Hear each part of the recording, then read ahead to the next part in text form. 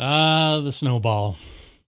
Nothing says summertime in New Orleans quite like this delectable little treat. In fact, snowballs have been around for generations now in southeast Louisiana. You may know them as snow cones or even shaved ice, but the reality is snowballs, as they're called in New Orleans and in the region, are a truly unique experience. We had an opportunity to interview Steven Bel of Sal's Snowballs in Metairie, Louisiana, and his take on the business, which has been around for 65 years at this point, is nothing short of fascinating. From what makes a snowball, and surviving storms like Katrina and the pandemic. This is probably one of the most fun episodes that we've done in a long time. And if you've never had the opportunity to enjoy a snowball, well, now you have another reason to go down to New Orleans, especially in the summertime.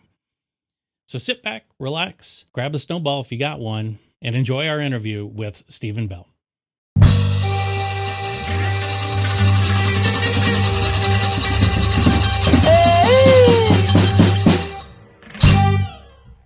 I think there was a tradition in New Orleans that they would take a block of ice, not them, but somebody would take a block of ice and they would just shave it, walking in a wagon. And it wasn't very sanitary back then. And no, it wasn't.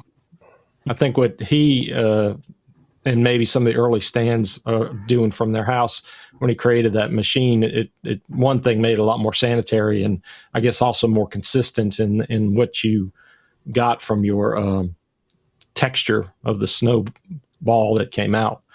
Because if and I a think lot faster. Oh yeah, well that would have been true too. Yeah, I think he was a machinist, and I guess maybe they the both other were machinists too. Okay. So I don't know if you could see it. That's a hand shaver. Wow. Yeah, that would have taken a little bit of time. A little, yeah. So like you're kind of pointing to or alluding to. So at least 100 years or so, New Orleans and the New Orleans area has had a love affair or a connection with the snowballs. I was surprised a few years ago. There's a young lady, I think she put out a book, kind of documenting all the stands or the shops in the area, and I was surprised that, I mean, there was double digits, but it was like 60 or more. I'm thinking she didn't even cover them all. There's probably 200 in the area. Whoa! Wow. Yeah. Wow. And they all pretty much like y'all. I mean, kind of a small mom and pop type thing, individually owned. I mean, are there any franchises or anything? They're all individually owned. You know, Pelican Snowballs they have some franchises. Franchises don't really. They've never really worked. There was one back in the 80s. It was called Clowns. Okay. It was on Cleary and West Metairie, and he franchised out Slidell, Mandeville, different areas out in the east, and it lasted about 5 years, and then they all wound up closing up. Other than Sal's, I think I may have had one snowball from someplace else, and that was one time in the 80s. Went to the French Quarter, and I don't even know who it was, but so that's my Sal's is my ideal, and I just thought it was interesting. We moved to Mobile. We try them at like the little the schools would have snowballs or snow cones, and of course Right. None of them compare because they're such a rinky-dink outfit compared to with a professional the stuff which we'll get into with your ice and the machines. But I did notice there'd been two or three stands that would open up and they had New Orleans style snowballs is what they would advertise. I never tried them. I was tempted to just to see how close they were, but I think there's still maybe one or two around, but I hadn't been able to see. And the other comment, I guess, is that Steven's cousin and I, we've known her here in Mobile, Robin, for, 12, 15 years. So she's been through school with our kids, or her grandkids and our kids. So I guess she would be able to tell you, too, if she's ever seen any snowball stands out here. Yeah, I don't think she's told me she's had any out there. She usually just gets them when she comes here. Yeah. Well, So they're around. If you look, I spot them a lot when I'm driving. You can kind of see the little signs. So they're all over the place, you know. It's the thing that I I had flashbacks when I saw some of the articles that you sent, David, about the structure that is Sal's snowballs. It looks very much like a lot of houses produced in the 50s, 60s, 70s in Metairie with a brick wall, composite roof, and it looks like a house that has had modifications made to it to make it look like it's a business. And you see that a lot, but then you also see these standalone structures, like a shack that is, you can close it up, and when it's done for the season, it just sits there. Or if they can, they move it, if they have to move it, I guess, so it's on wheels. But I never really thought much about it. I never thought about that idea of the fact that it looked that way, because it to me, growing up in Metairie, it's the way it was for the design, right? Yeah. And so it never occurred to me that was if you go to other parts of the country, it's kind of odd. Just seeing other restaurants in the area and stuff like that, a lot of times it's just converted houses that are now businesses. And sometimes it's kind of like the old grocery stores. Yeah. They would raise the house and have a grocery store on the bottom, and right. The owner lived upstairs. Yeah. Well, yes. Shortest commute possible. Yeah. So I guess since we've been talking about it, but as far as if anybody who doesn't follow or not familiar with Louisiana and New Orleans area, snowball is what a lot of people call snow cones, but it's basically you get shaved ice, and then you pour some flavoring syrup over it. And I think based upon, while it sounds simple, it is probably more complex, because, as Steven will tell us, a lot goes into your sourcing, your raw materials, the right kind of ice, the right kind of shave. And I think each of the proprietors probably have their own individual flavorings and syrups. And then there's also some add-ons that you put, like condensed milk and some other things. I think ice cream's in there that you could squeeze in. So that was the other comment I was going to make. I know I've picked up syrups from maybe like Rouse's or something, and it's some cherry or spearmint, something that the two of my favorite flavors. And then I make them over some shaved ice at the house, and it's not the same. First of all, the flavoring's not quite right. So I guess your standpoint, I guess that's kind of a broad overview the way I understand it, but you may be able to say if I've missed anything there on the description.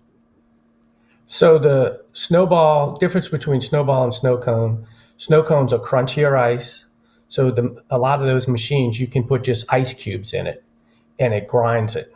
So it's crunchier ice, a snow cone. The flavoring is usually weaker. They would consist into like a Kool-Aid when you were a kid. They'd make it was a weaker flavor. Yeah.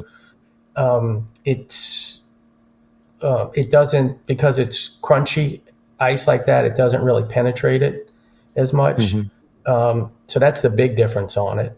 The snowballs that New Orleans makes, it comes from a solid block of ice, or mostly solid block of ice, and then it's finely shaved, and it's the ice will penetrate it. I mean the syrup will penetrate the ice, and it'll go all the way through. So it makes a big difference on when you look at the two. So people will come and they'll try it, and they're like, "Oh, this isn't a snow cone because it's not crunchy." And then the Hawaiian ice is kind of in the middle. It's shaved with usually a single blade spinning on it, and the snowball machines have 3 blades that cut it. So it comes out. The snowballs come out more like snow, like a fluffy snow. So and then this flavoring that we use, you say you picked up something from Rouse's. That probably, if you go back and read the label, it was corn syrup and had a lot of preservatives in it. So that's one thing that we do at Sal's. We don't use preservatives at all. It just gives it like an aftertaste. It also takes away from the flavor a little bit. It's not as strong. I've had people come, salesmen that travel all around the city, and they'll stop, get a snowball everywhere. And they'll say, Yeah. I've been to snowball stands. Y'all have the Snow Wizard machine. I buy nectar at all of them. Why does it taste different? And then when I tell them, do you get this aftertaste or that? And like, well, they put in preservatives in it, different things. So it makes a difference. Yeah, I was just thinking about because that was one thing I didn't really realize until I was reading up on some of y'all's stuff, is that I remember, and I know you still have them because I see them in all the pictures, are the bottles. You have those clear bottles, and you see the different syrups and the flavorings, and they got a very distinct dark color. I mean, the color is rich, I should say, based on it. So I didn't realize y'all actually did those basically on a daily basis, making them from scratch. Yeah, you start with simple syrup, which is sugar water. So we make a batch of that. We make it in a 55-gallon drum, and then you put your concentrate in the gallon, and then you fill the rest of it up with simple syrup, and then you have your syrup made. So our syrup we make daily, and it goes. Most of it's gone within 24 to 48 hours. Some of the odd flavors may go 72 hours before they're gone. The stuff you make without the preservatives in it, it can last 2 weeks. We sell it to people that bring it over to the coast that have snowball machines. And I tell them, just put it in the refrigerator, it'll last longer, but it's just going to start to ferment is what it's doing without, with making it fresh like that. That's pretty interesting because, like I said, the other thing is that, and I had thought, and I just discovered the pictures that I had last time we visited Sal's was 2012.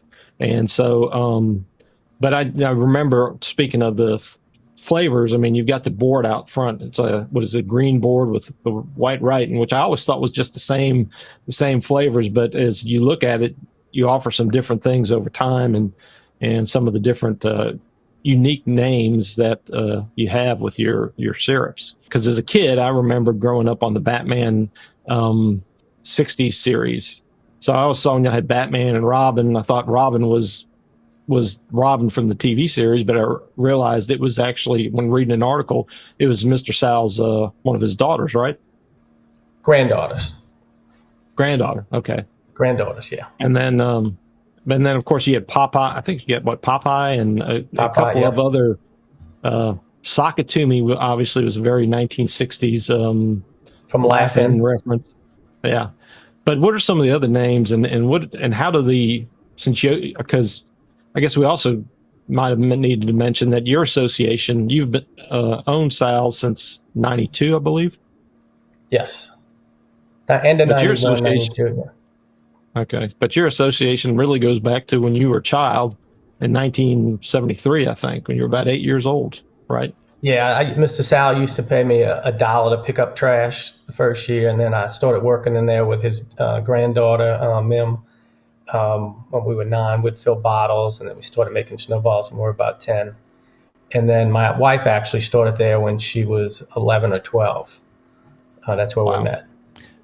Wow, so it's kind of a different take on a high school sweetheart in this case. It's snowball sweetheart, I guess. I'm assuming that when you took ownership, that part of the stipulation was that you had to keep the name Sal's. You couldn't call it Steven Snowballs. No, there was no stipulation. Oh, really? So you just thought, I mean, why change the name? It's been around long enough at this point. It's like if you bought Pat O'Brien's, would you change the name? Nope. No, not if I wanted to just tank my sales overnight. Yeah. No. There was no need to change the name. Yeah. So this year is actually the 65th year that Sal's has been in business. Yes. I guess Sal was Sal Taluto. Yep. Sal started in 1960. Yeah. Yes. So where was his original store? It was there on that property. So he had a grocery store across the street on Metairie Road, and he was the butcher.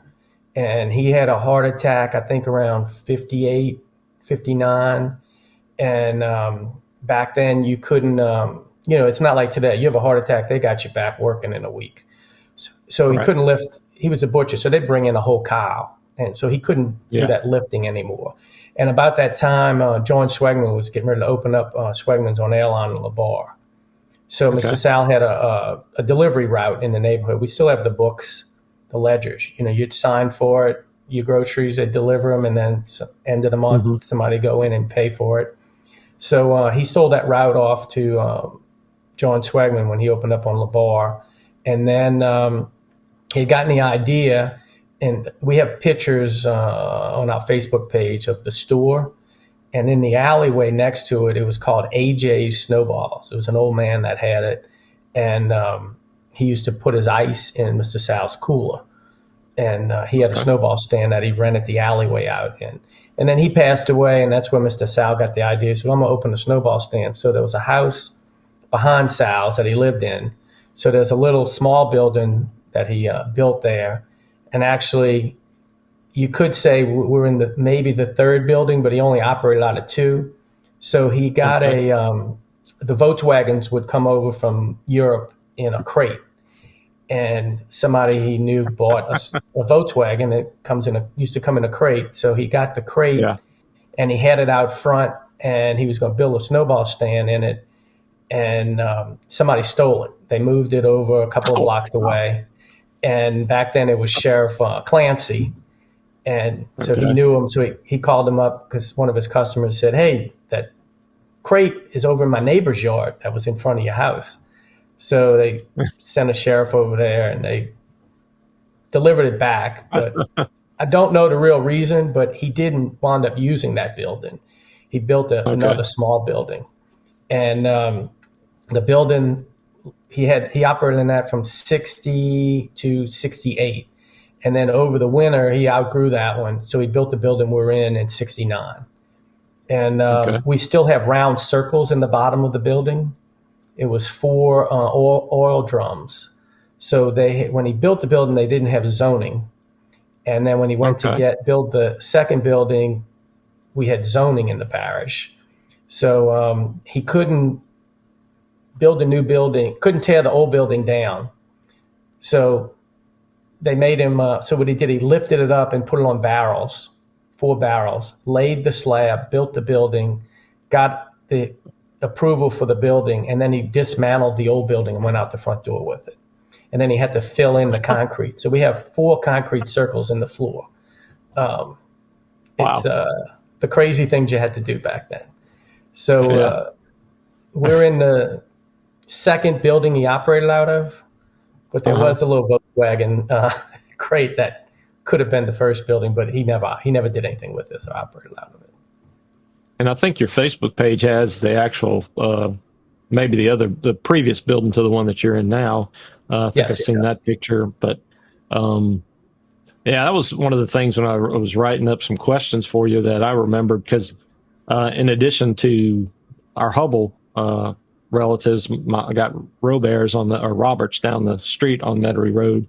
So I remember my aunts and uncles also taking me there from y'all's standpoint. But I remember because that corner, just looking at the pictures, the amount of shops that have changed there over the years. Because I remember the small little white Mr. Ed's barbershop there that was on the corner. And then there's G. Orlando's Groceries, which became Majoria after that, a new building. And then I knew in between there was a couple of small buildings, which I see now have been replaced.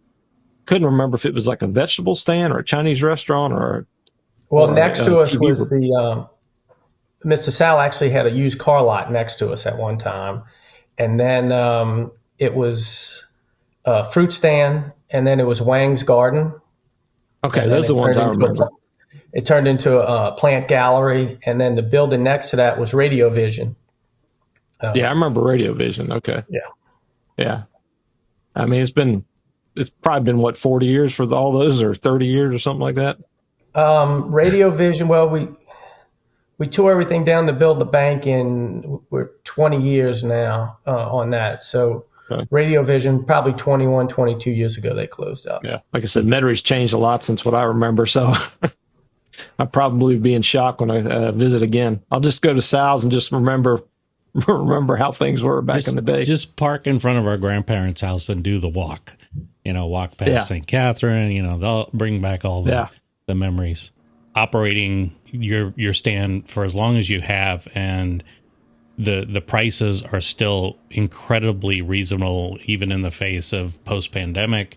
You had mentioned some of your costs have gone up, but I mean, how do you navigate these challenges? With keeping things affordable, but at the same time, rolling with the inflation and just worldwide pandemics. How do you deal with all that stuff? I mean, nobody writes that in their business plan. What happens if I have to get shut down? And I don't know if snowballs were designated a essential business during the lockdowns, but if you guys had to close or those kinds of things, what kind of challenges have you faced as you've been operating this business for 30 plus years now at this point? So we have established a lot of things that other snowball stands, newer people don't have. So we own the property. We don't have a note on it. That's a big plus. If I had to buy that lot in today's market and open up a business there, and I would be charging $20 a snowball for the large snowball, just to cover, expenses. So we do a lot of things to keep the price down. So one of the big things, we don't, you own the property, you don't have rent. Right. So that's a big thing that a lot of people, it's hard for people starting out to do that. So we have that. We buy, we sell volume. We sell a big volume. So that spreads out the cost. I think we had talked earlier. So before COVID, a 50-pound bag of Domino sugar was $14.85. Beginning of this year, it was about $41. The last pallet I got was $39. So you can stretch that out, and you don't have to go up as much because of the volume we sell. Right. We buy our supplies, for the year. So I buy my cups, all my paper products in the wintertime. The prices are lower, and so I can keep my costs down because I don't have that fluctuation during the year. Our ice costs were and will be a whole lot cheaper. So that keeps it down tremendously. Right. And that just the sheer volume that we do. So you can stretch out when you do have a cost, you can stretch it out over, 8 months with the volume. Sure. So that helps a lot. And COVID, it was interesting. We were actually able to stay open. We didn't. I had parish officials. We closed for about 6 weeks. Okay. Because it was, to be honest with you, people really had just lost their minds. Sure. And if they saw somebody open, they thought you were killing the whole area. It was just a crazy time. But we opened back up. It was challenging to open up. It was very frustrating as a business owner because you saw stuff and you're like, this isn't legal what they're trying to do. It was just, it beat your head against the wall a lot. And you can just watch how people, they wanted to keep the kids home for 2 weeks and they were freaking out. And then after the kids were home for 2 weeks, they let them go on spring break. I don't want these kids are driving me crazy. It was like they were worried they were going to die. And then 4 weeks later, they were like, get out of my house. It was that was a trying time. But I will tell you, I think that was one of the questions you had said, the changes. It was a lot easier to run a snowball stand in the 60s, 70s, 80s, 90s. After that, it's really the work ethic is horrible. Supply chain to this day, I mean, people just don't, care. You've got to hoard stuff to keep it. We don't run out of anything, so you've got to hoard stuff.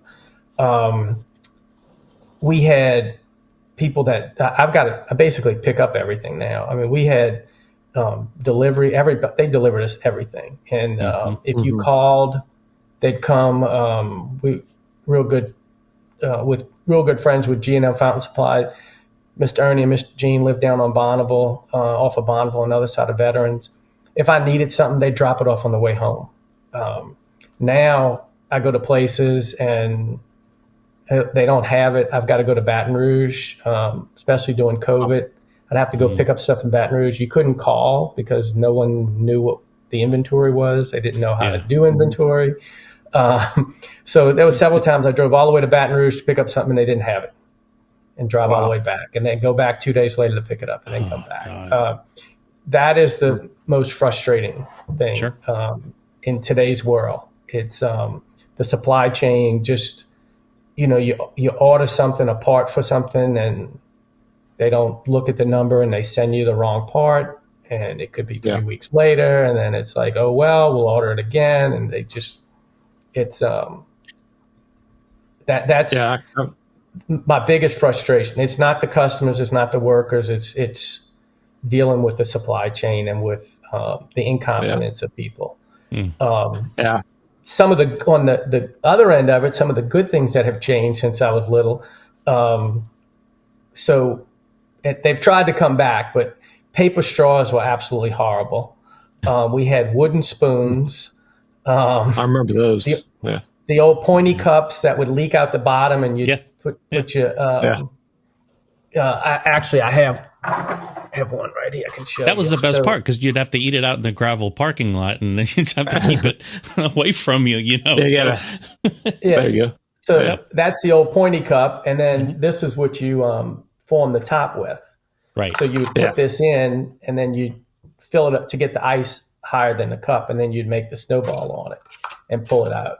So those, things like that, that went away, because my mother would always get mad at me because I lived down the street, and when I'd go to work, I'd take a spoon out of the drawer in the kitchen, and I'd use that spoon because I hated that wooden taste on my mouth. Yeah. So I'd eat it, and I'd forget and leave it in my pants, and it would wind up in the dryer, and then she'd scream at me because they had that bang bang bang bang bang in the dryer. So things like that have changed for the better. Yeah, I remember those wooden spoons. I was thinking about that right before you said that. I was thinking back.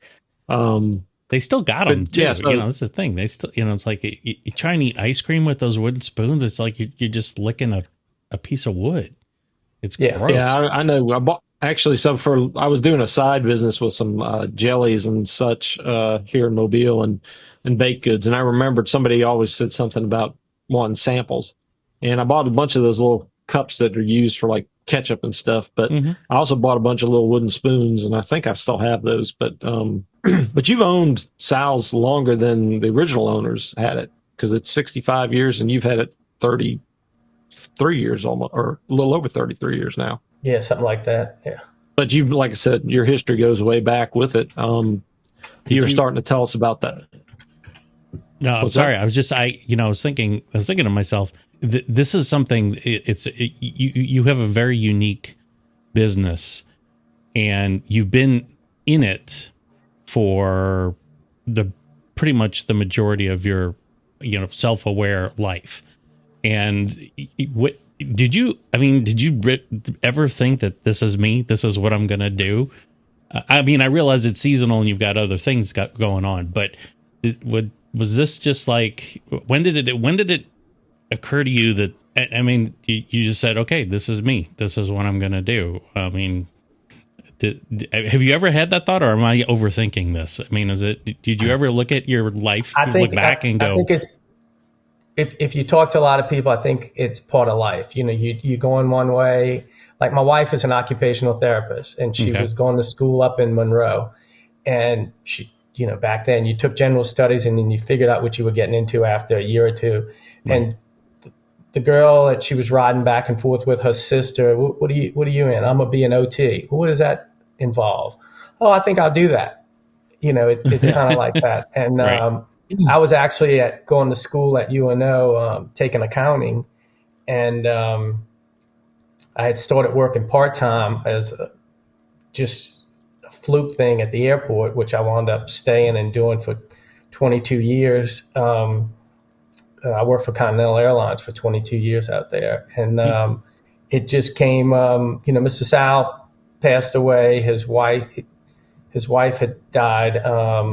And then his two daughters owned it. I was working for them. And they were, looking for somebody to keep it running in, their dad's name, business he had, his last business he had.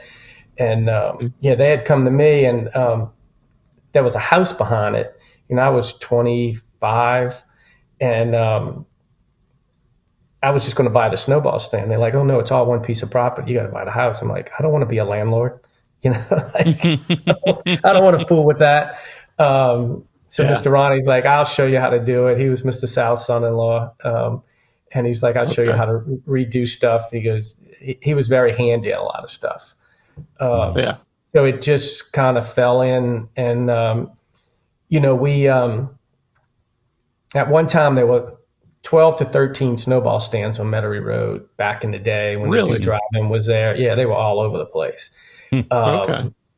And so a lot of them were in parking lots, and that's a big thing. They didn't own the property, and then somebody, the prices started going up. So instead of getting $100 rent from the snowball stand in the parking lot, somebody wants to buy it and build something.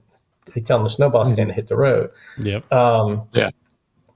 So, there was a lot. We would, when I bought it, they had us, and there was one down by Severn and Metairie Road, and I think that was it in the 90s when I took over. It was just one. But the land value around here has, was just going through the roof. Right. So you were just losing them around, and there was just less and less competition around this area. So, that helped us. And then the big thing was, which doubled or tripled our business, was Katrina. We opened back up. But we were here just giving them to first responders and the military that were around, because we still had access to ice. And we had a lot of people that found us doing Katrina. They were staying in the neighborhood. This neighborhood on the north side of Metairie Road didn't flood. So a lot of people had several different family members from around the city living with them. So we have customers now that started, 20 years ago with Katrina and live all over the place and still drive and come and see us. So that was a big thing. And then a lot of the snowball stands didn't make it. The smaller ones didn't make it through Katrina. So our business, just slowly went up from there. So, and you've kind of mentioned it, and I don't know if we've actually talked about it, but your location it's actually Metairie Avenue is the street address, but you're really off at the corner of Bonneville and Metairie Road. And like Jeremy was alluding to, St. Catherine's Church is right there, and it's a really busy I remember being busy in the not 60s, but in the 70s when I was a kid. And I can only imagine that's always been a well-traversed area. So to own that property and to be basically out on that, your parking lot separates you from Metairie Road itself, but that's a really good location. And like you're pointing out,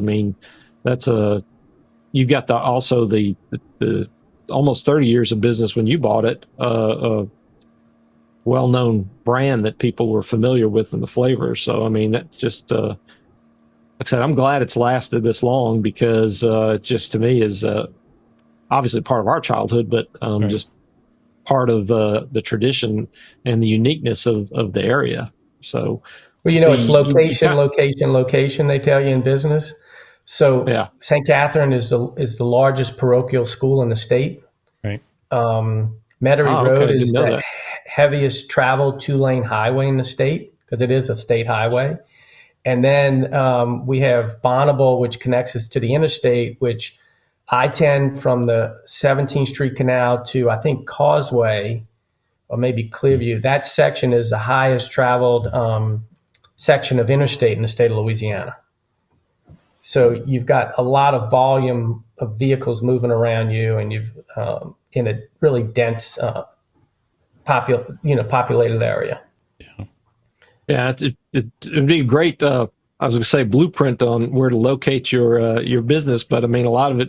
I don't want to say it was happenstance, but it was. I mean, just because nobody could project what the future was going to be like in 65 years after Sal opened his stand and all that. So, but in addition, all this still wouldn't be possible except for the fact that y'all have good quality product. And I didn't think about it as much as the other benefit of it being a New Orleans or Louisiana thing is the fact you mentioned you use Domino sugar.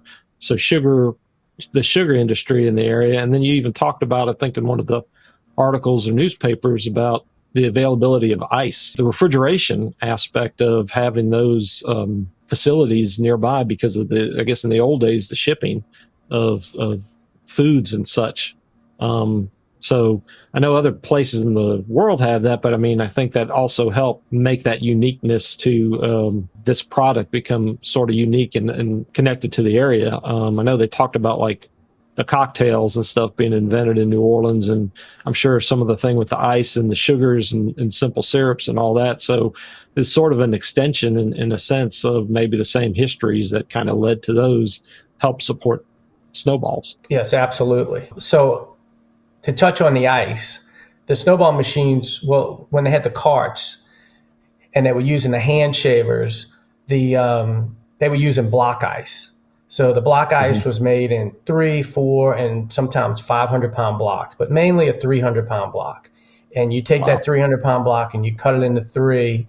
The ice tongs, if you open them up, are a third of a 300-pound block. And you score it and you make 100-pound, you cut it into 100 with an ice pick, you flip it over, you make it into 50. And those blocks would go into these wooden carts that they'd push around the French Quarter. And they'd hand shave them. And then when Mr. Ortolano, Mr. Hansen figured out they could do it a cleaner, faster way and came up with the snowball machines that we have today, it was the 300-pound blocks is what they were made for originally. So over time, less people were using those blocks. Those blocks were delivered out, put in for refrigeration. They were put into your house by the Iceman.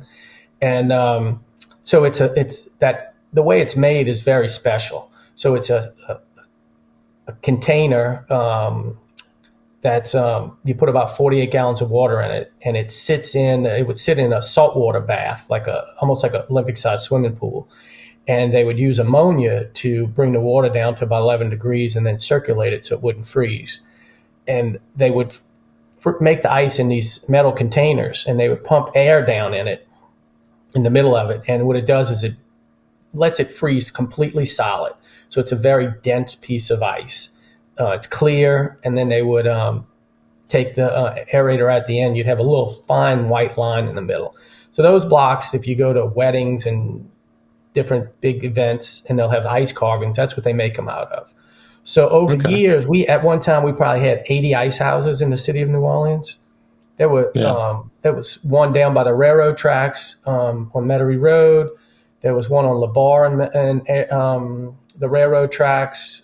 They had Christina's they were the last one to go out. They probably had 8 to 10 ice houses in the greater New Orleans area. We used to get our ice from Claiborne Ice House on Claiborne Avenue. They were all over the place. So those slowly started going out with refrigeration. And I guess maybe in the 80s, 90s, people started making these machines that would make the single block, the 12.5-pound block that would go into the ice, the snowball machine. But that ice is a hard white ice. So there's no aerator in it. So it's just like there's the little holes you see in it. The white is actually air pockets because it's freezing all at once. So that ice in your freezer is 0 to -10. So that's a hard ice. The 300-pound block is a soft ice. It's frozen to 30 degrees, and then it's kept right at about 30 degrees. So we've got a big, basically like the old ice boxes, but we made a big one that holds about 2,200 pounds of ice. It's the big green box in the snowball stand. So it's all insulated with insulation, and so it keeps it. And ice will keep ice, solid blocks. So if the best way to describe it, if you go to your freezer and you get ice out of it and you put it on the water on it, and it starts popping and sticking together, because the water temperature is warmer, even coming out the cold faucet, than what that ice is. So it all starts sticking together. It's real hard. So if you put that block in a machine, and you can go on YouTube and look at different people making snowballs, it comes out like a powder, like crystal. So the problem with that ice is you can still make a snowball out of it. It takes a lot more time. So when you put that hard ice in, we'll call it the hard ice and soft ice, or clear ice is the soft ice and the hard ice is the white ice. So when you put that in the snowball machine, it's like cutting, if you're using a saw and you're cutting teak or hardwood, it's a lot harder for that saw to cut it. But if you're using, and so that's what the snowball machine is having trouble cutting it, because it's so hard. So it's coming out real crystally and fine, where the softer ice is like cutting pine or, some real softwood. It's going through real easy. So you get to make the soft ice that we use, when you put it in, you can fill the cup all the way up and you can pour the syrup on it, and it's going to penetrate all the way through. You have no white core in the middle of it, because it's basically like snow. It's fluffy and like snow consistency. So the hard ice is more real fine, crystally, because it's powder basically. So what you have to do is when you're making a snowball with that, you have to do it in layers, or you put straw holes in it. You'll see people sticking straw holes in it. That's strictly to get that syrup to penetrate, so you don't have a white core in it. So when you use that ice, it's harder on the machine. It's harder on the blades because you're cutting it harder. So you get a different type of snowball out of it. It's real powdery. Well, ours is more of like the original way they were made the snowball machines for. It's like snow, and it goes through, and it holds the syrup more, and you get more of the taste of the syrup and the coldness when you're going down. Is kind of the difference between the two. But they're both snowballs. It's just hard ice, soft ice, clear ice, white ice is the difference. Yes. So that's your ice lesson. A lot of people don't. Yeah. They think ice is ice. Just like the snow cones, you take cubed ice and you just put it in the machine, and it grinds it up.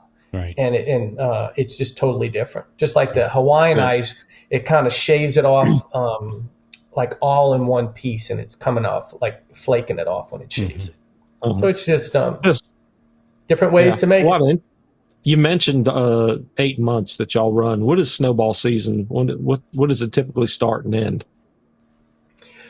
We open the last weekend of February. Most people starting, you could say by March 1st to March 15th is when people in the city of New Orleans have opened up.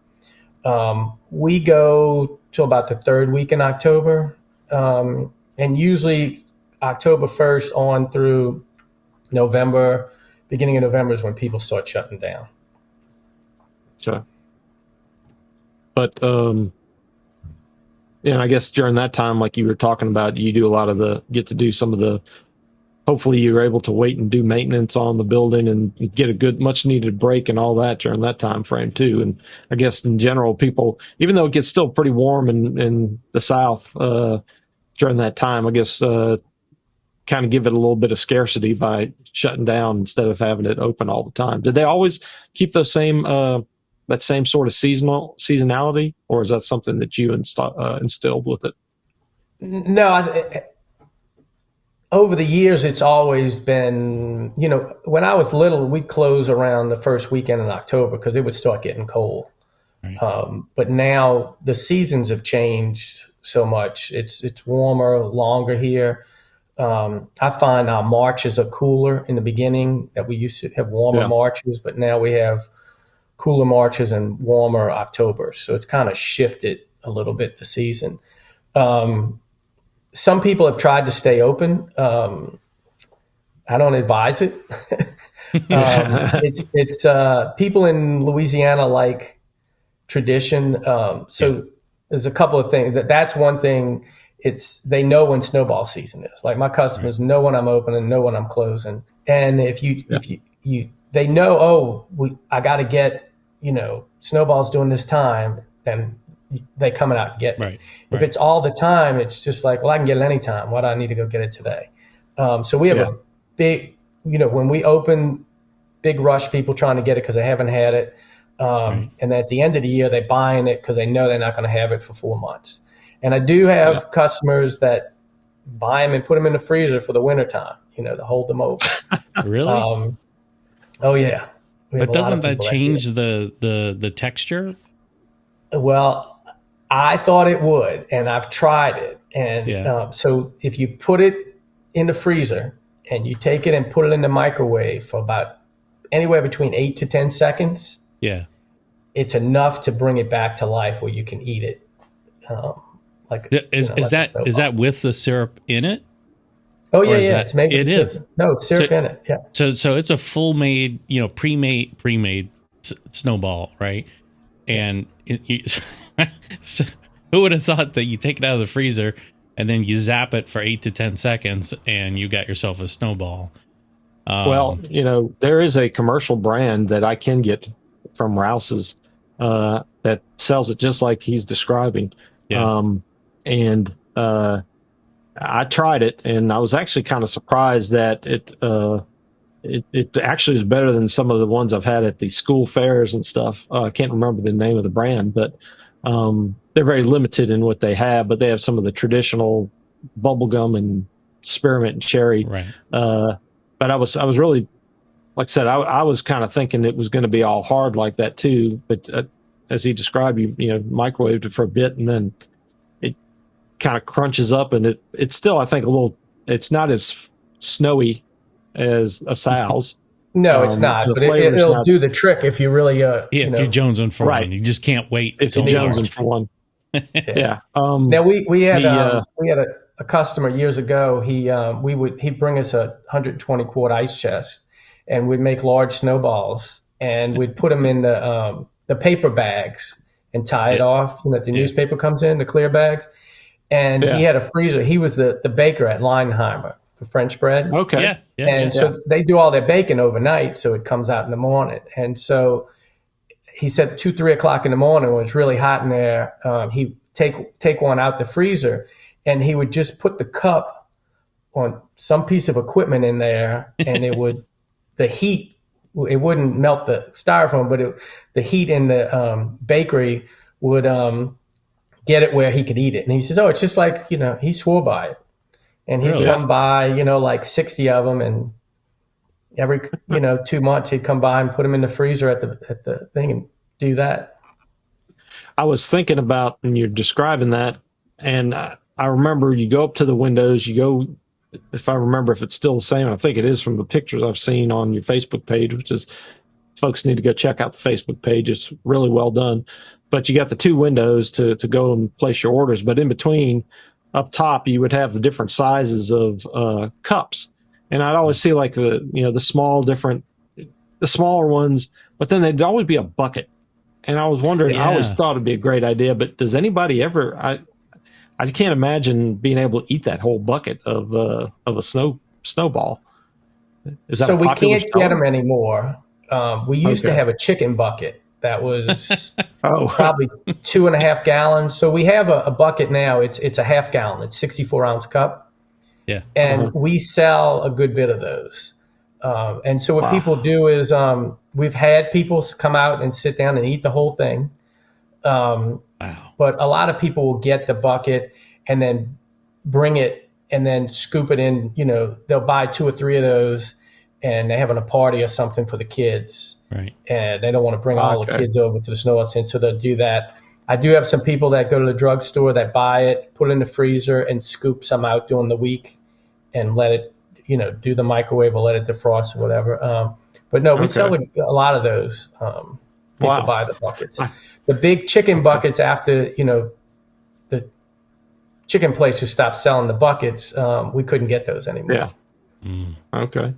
Now, there's also I kind of mentioned it earlier on, but in addition to the various flavors that you have, there are add-ons to the thing. And I mean, I think I've tried it maybe one time, but condensed milk is a popular tradition, I know, throughout the city.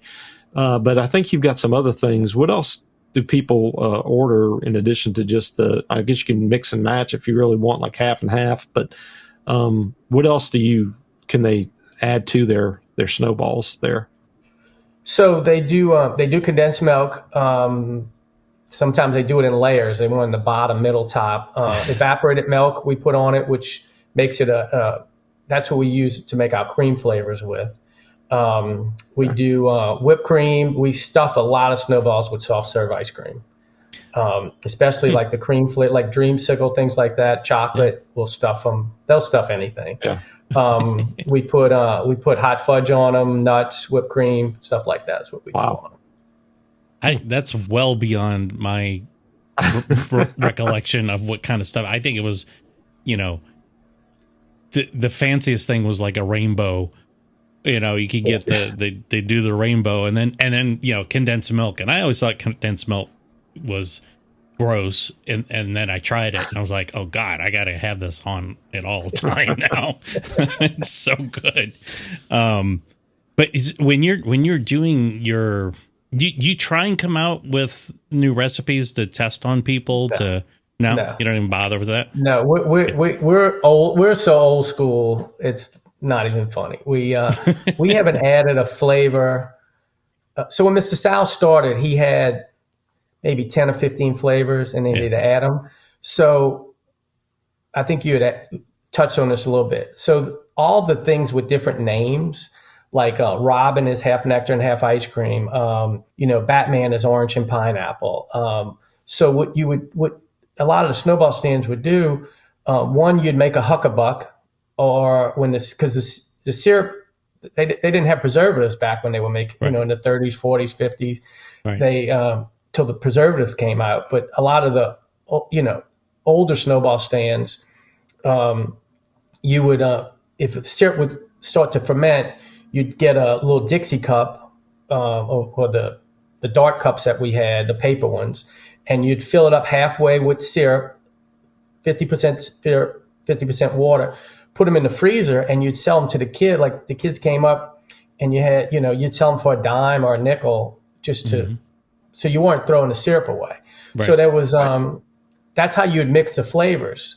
So you'd come up with some idea like, all right, well, these two flavors don't sell, orange and pineapple aren't real big sellers, so let's call it Batman, and then the kids are buying that. Like we had a flavor, it was called Blue Eagle. It was straight blueberry.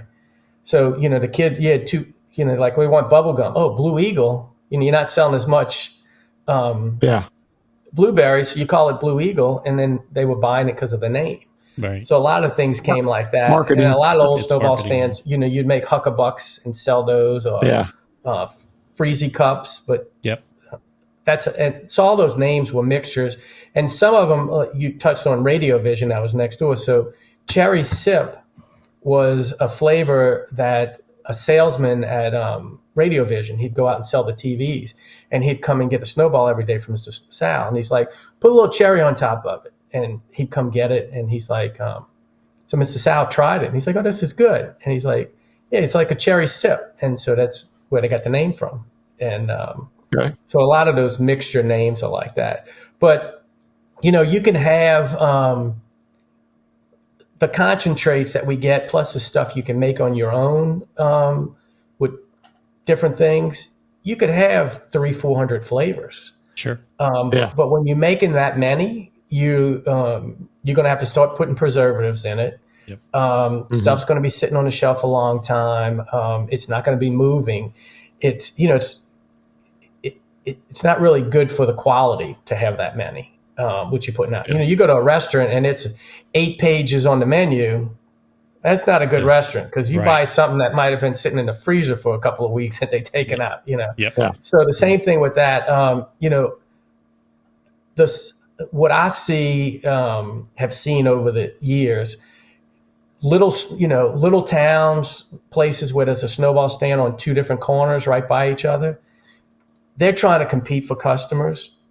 So the supply houses make new flavors every year. Well, not every year, but they keep coming up with new flavors. Mm-hmm. So what they do is they selling that to these little mom and pops, and it's like, oh, get this. And then they could put on their sign, oh, we have, buttered popcorn. Oh, let's go try that. So the snowball stand doesn't have it. But you don't need a lot. We've got 53 flavors. That's quite a bit. I mean, it is. Yeah. And they're going to get what you have. So the thing about sales is if you came when you were a kid and you came and got the Batman and you liked it, and you come back and get the Batman 40, 50 years later, we still have it and it's going to taste the same. Mm-hmm. So, it's that consistency when people come, it's like, oh, I just come as a kid, I used to get, oh, they still have it. Let me get that. Right. Where, that's our business practice that we do. We don't, I think it's been a while since I added. And if I add something, I'm getting rid of something. We had, when I was little, we had a red licorice flavor. We'd only make a bottle on Saturdays of it. And the older ladies from St. Catherine after Mass would come get it. And then when they died off, no one was buying it. And it just, we got rid of it and we got something else. We've gotten rid of, we had brandy, in which we mixed with peach and had a peach brandy. We got rid of brandy and lost those two flavors, and we just added something else to it. I think the newest stuff would be like the white chocolate chip, and I'd say new within the last 30 years. We make a coffee flavor. My wife makes that. It's a cold drip coffee. Okay, it's a good idea. We have a white chocolate chip lemon ice, which is kind of like the Italian ice. And I'd have to go back and look at my books, but it's been a while. Do you notice like trends wise that, there are consistent top 5, flavors that it's been the same year in, year out, Oh, absolutely. Well, our biggest seller is, strawberry and chocolate, not together, but those two flavors. The kids come up, they want red. Right. They get strawberry. We make our base is Hershey's syrup for our chocolate. Mm-hmm. We sell a lot of chocolate. Then the cream flavors. And that's something that we do and I believe we're probably the only person left that still does that. We don't charge extra for our cream flavors. So like nectar, the product is a cream flavor.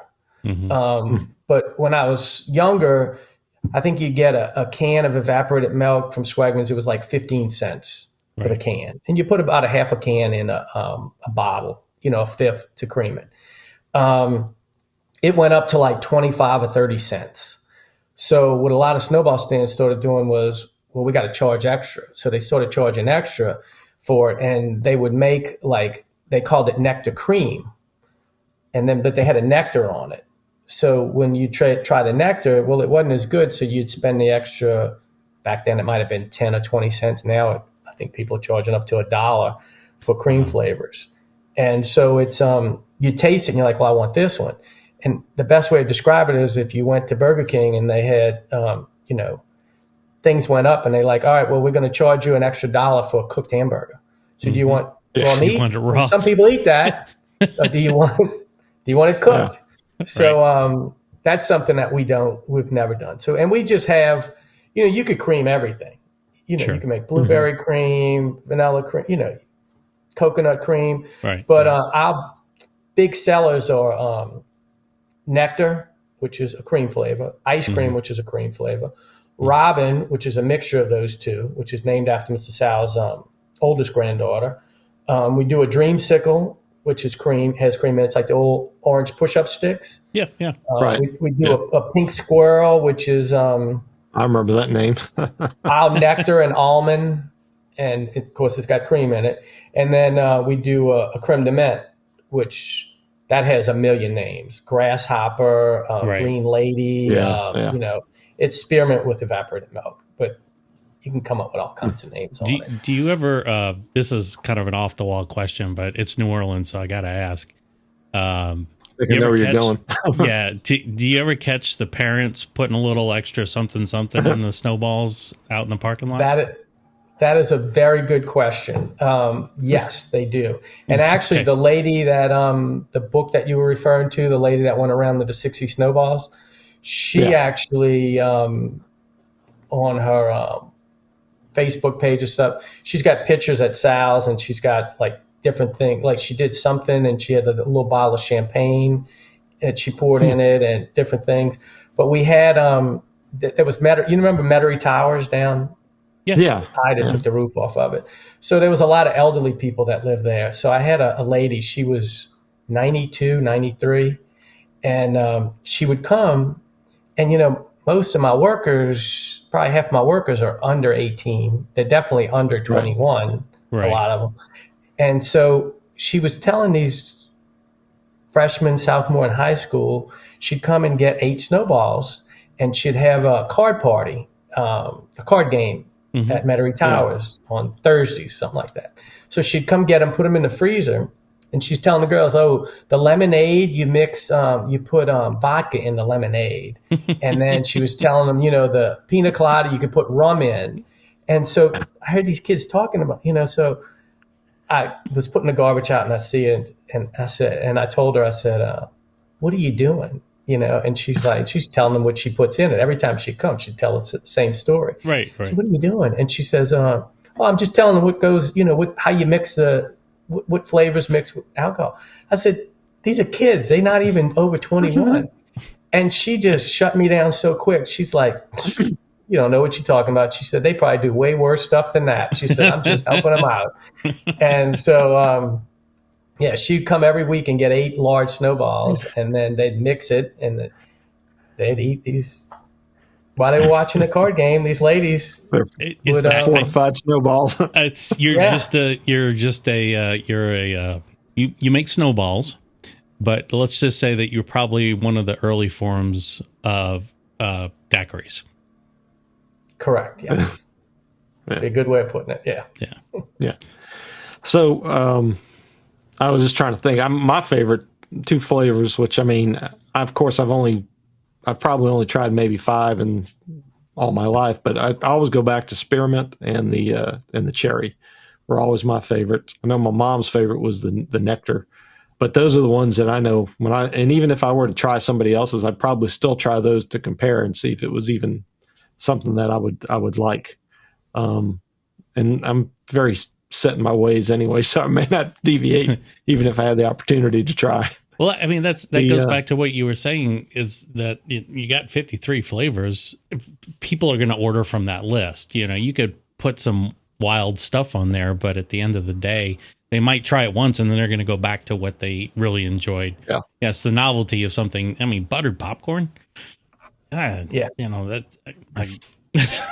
I just can't see this. And that's a real flavor. I know. And my brain would be like, this is not right. Something's not right about this. It's cold and it's not crunchy and it's not oily. It's ice that tastes like buttered popcorn. I said this to Jeremy too. There's a picture of the side of Sal's.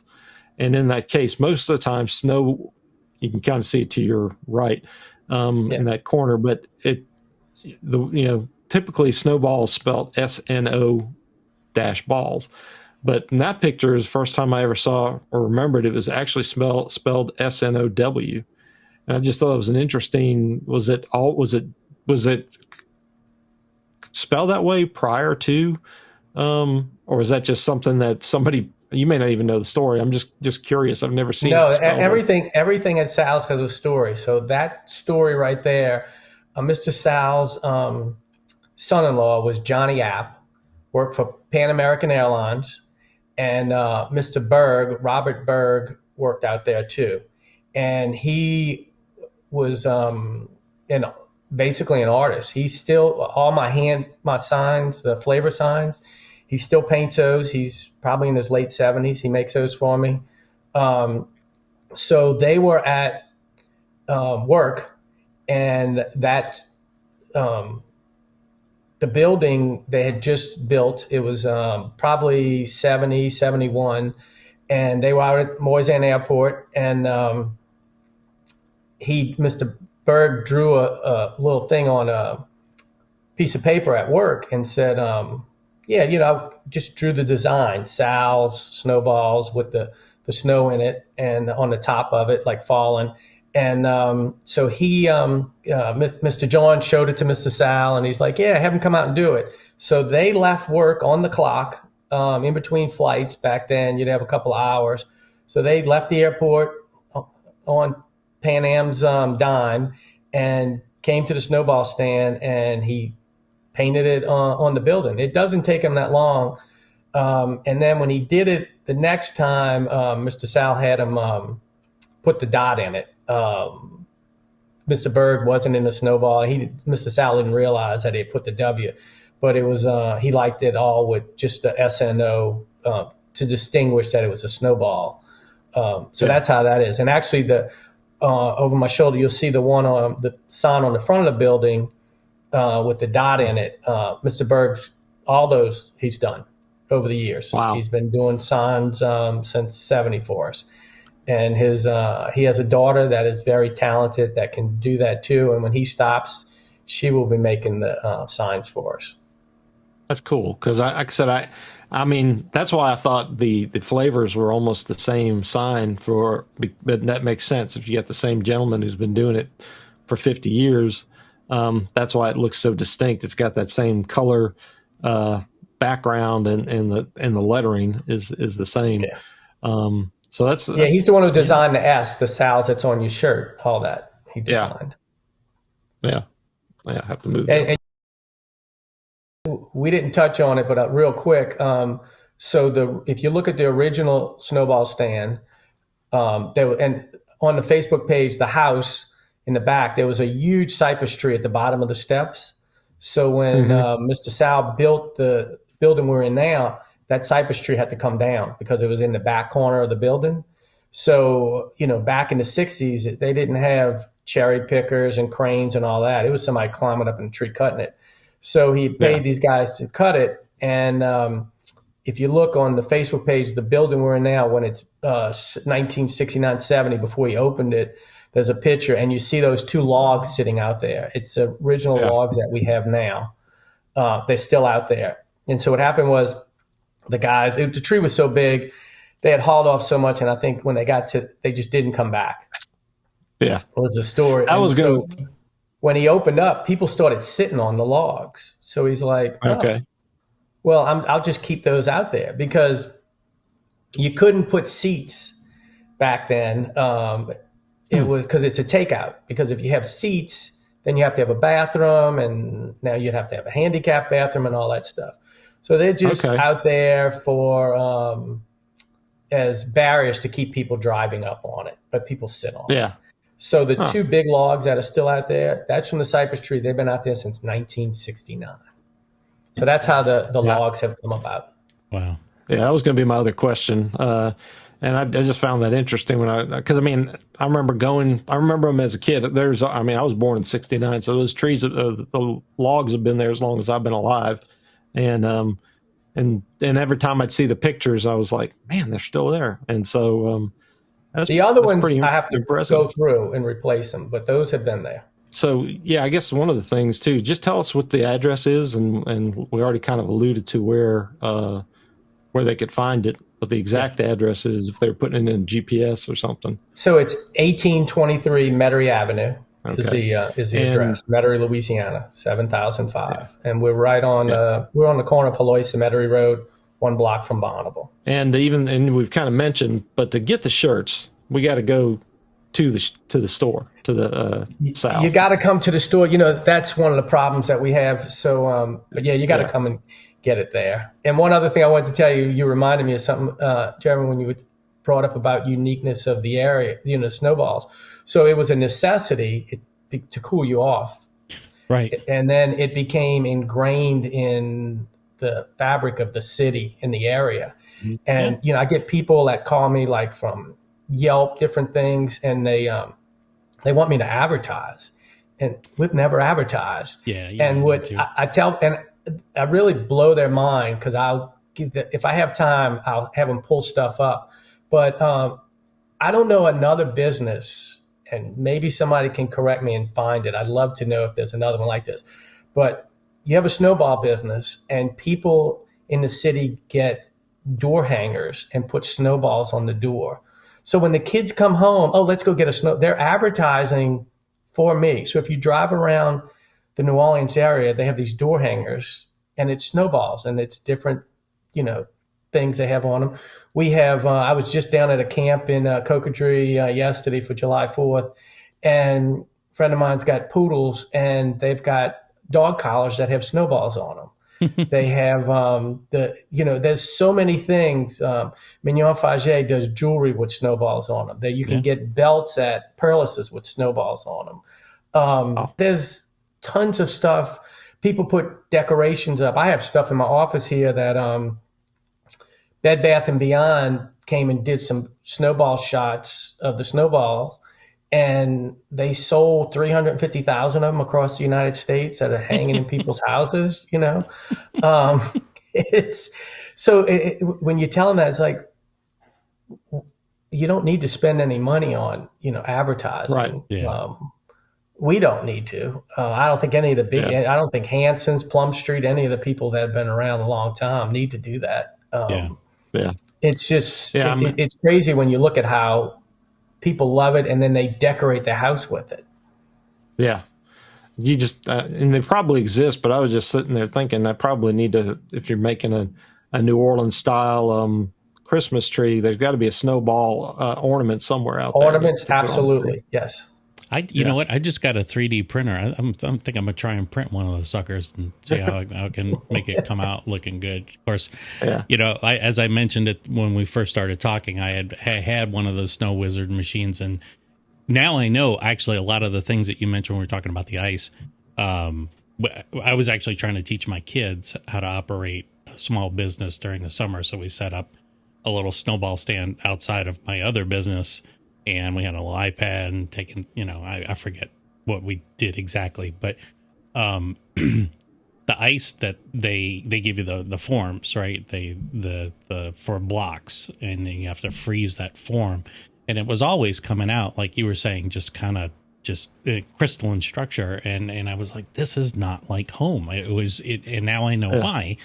And they never told me, you got to aerate and all this stuff. They never said any of that stuff to me. So it's just one of those things. Sometimes you just got to go home to experience it. Yeah. And if you're visiting, get your butt over there, not at Christmas time, but unless you got a resourceful relative that freezes them over the winter months.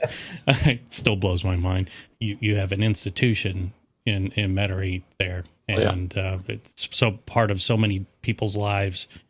I'm sure that the people who are used to have their parents take them to your place after like a baseball game or a football game, and now those kids are now taking their kids to it's kind of a traditional thing after a sporting event or something like that. Well, I've been very fortunate because I was when I got into the working there, I got to know a lot of the people, like so Mr. George Ortolano that invented the Snow Whiz.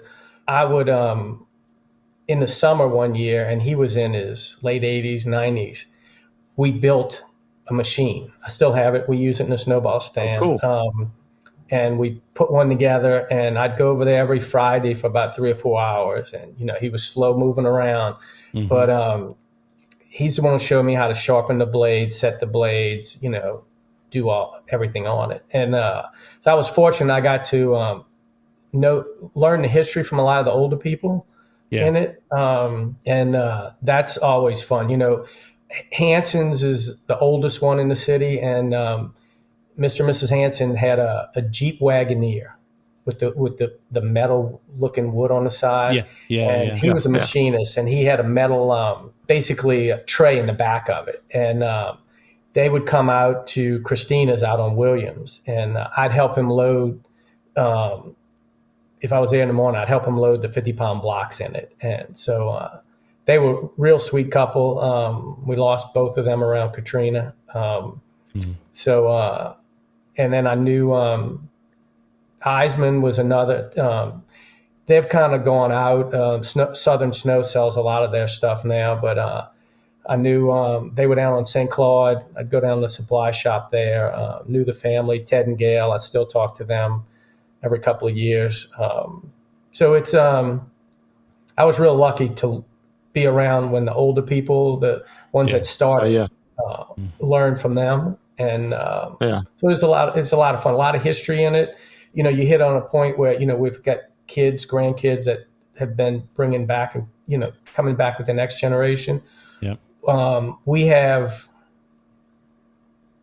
I've got several of them that their parents work for me. Now the kids have worked for me. I think I have 2 or 3 right now that the parents have worked for me, and now the kids are in there. Cool. You know, wow. So, Yeah, that's pretty neat. So, you know, there's some of the things that people complain about with New Orleans in particular about the, you know, it's like trying to steer an oil tanker to make any kind of changes. But there's some things that just don't need to be changed. And I think snowballs is one except the wooden spoons. Yeah, the wooden spoons, those can take a hike, man. I'm so tired. And don't get me started about the straws, because up here where I live, the straws that you actually now in Seattle, not the city I live in outside of Seattle, but in Seattle, you have to ask for a straw. They do not give it to you automatically. But when that bastardization of a paper straw came out, and then they had the ones that were biodegradable that started to degrade while you were using them, that just I was like, go back to the drawing board. Come back in 20 years. I'm sure something will have come up by then, but not now. Yeah, I think the wooden straws were the problem. Not the wooden straws, the wooden spoons, is that it's too much like a tongue depressor when you went to the doctor and gave you that same taste. That's right. Yep. And it was flat. The stuff would just fall off of it. I mean, it was the taste of the wood, and oh god, man, now it's like PTSD's creeping in here.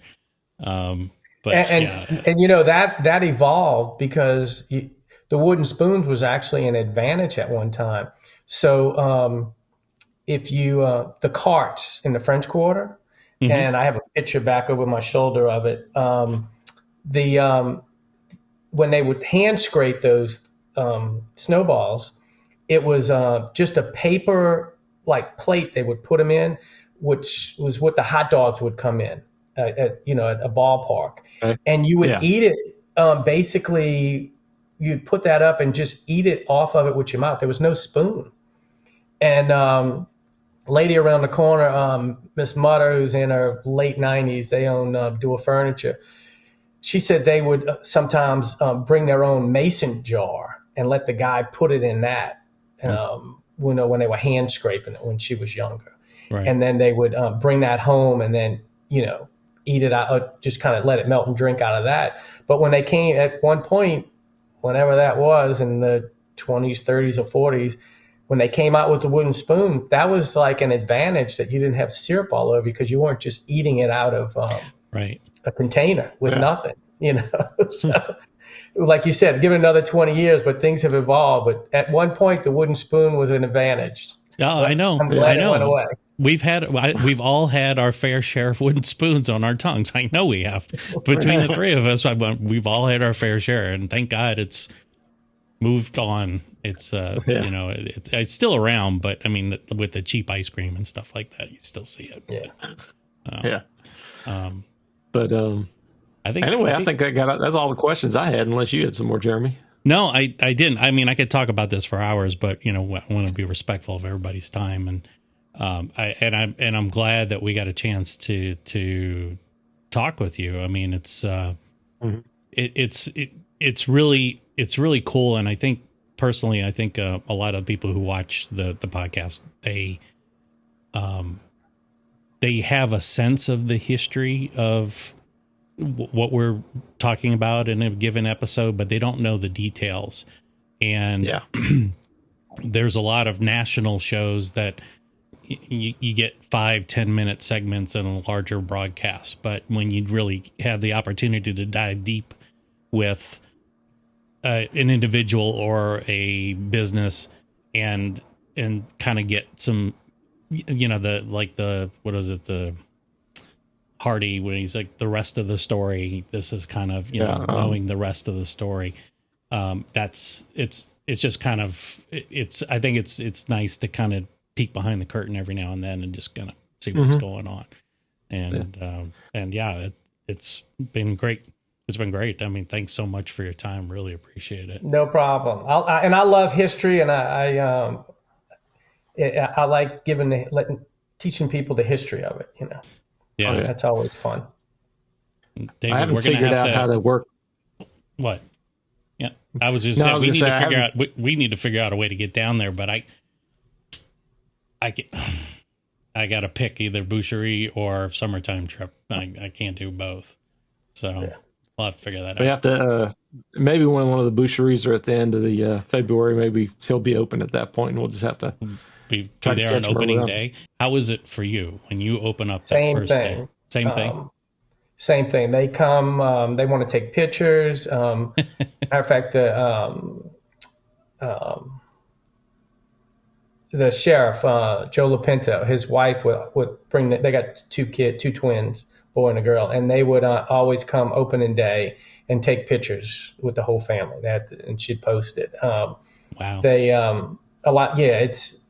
They're waiting for that day, and they come out, and it's like, oh, we got to get there, and come out. I have a guy that Jeff. He's been coming for years, and he always he'll come and wait like an hour before we open. We call him first and last. He gets the first one and the last one, and a lot in the middle. I saw his picture every year. Yeah, he's been doing that for years. Yeah, I think one of the pictures he just come from Ash Wednesday services or something. He was in line. Yeah, this year we opened because Mardi Gras was late, so we opened on Ash Wednesday. Yeah, No, I can't figure out how to do it, but I was trying to think.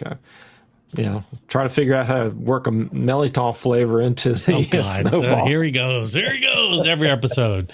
What's a Melitol? It's savory. Like, I'm looking at the clock going, he's not going to get it in. He's not going to get it in. You got it in. All right. Yeah, I got it in. Good for you. Anyway, Stephen, thank you very much for your time. You're welcome. Thanks a lot. Y'all have a good day. You too. Okay. You too. Right. Bye. Bye.